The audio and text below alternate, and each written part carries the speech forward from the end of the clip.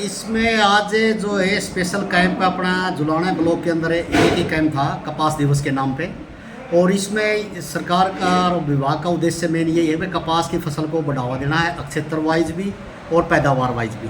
क्योंकि पिछले हमें 2-3 सालों से देख रहे हैं कि गुलाबी सुंडी और कहीं कहीं सफ़ेद मक्खी की वजह से हमारा एरिया काफ़ी मतलब घट गया और ये मजबूरी में किसानों को फिर मतलब धान के ऊपर मतलब जाना पड़ रहा है।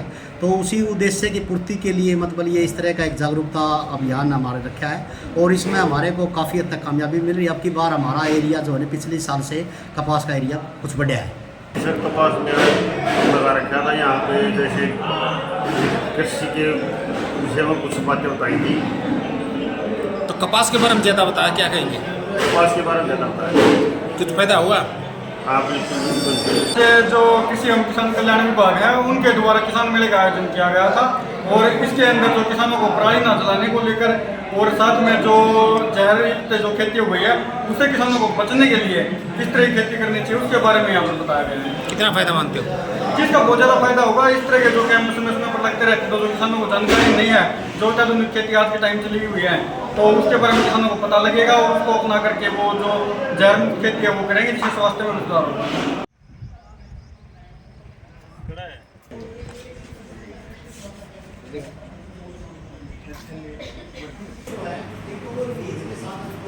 तो उसके हिसाब से मतलब हमारा बहुत ज़्यादा मतलब वो है। तो उसमें ये जो देने का उद्देश्य ये है कि गुलाबी सुंडी का जो ये तारना नहीं है, आपने बैग लेकर जाओ तो ये एडवर्टाइजमेंट का भी काम करेगा, हमारे को सचेत भी करेगा, हमारे को जागरूक भी करेगा। और इसके ऊपर मतलब पूरे का पूरा वो कहानी लिखते, क्योंकि कई बार क्या है पर्चा वगैरह आप लेते हैं, लेकर पढ़ा ही नहीं या फेंक दिया या बच्चे को दे दिया। आज की सभा में आए हुए मेरे किसान को ज़्यादा से ज़्यादा स्कीम होगा किस प्रकार लाभ मिलेगा, और लाभ जब मिलेगा जब किसान जागरूक होगा। काम है वो अखबार तो फेरे या खबर तो फेरे सुनाना होता है, वो कैसे रजिस्ट्रेशन करेगा? उसी की उसमें जो है रमेश जी ने आपको ये बताई कि स्वस्थ है तभी वो खेती सही होगा। तो उसी मैं आपको कुछ जो अपने पुराने बुजुर्ग बैठे हुए हैं भाई, अपने दादे परदादे जो खेती करा करते वो खेती करा करते परंपरागत खेती है ना।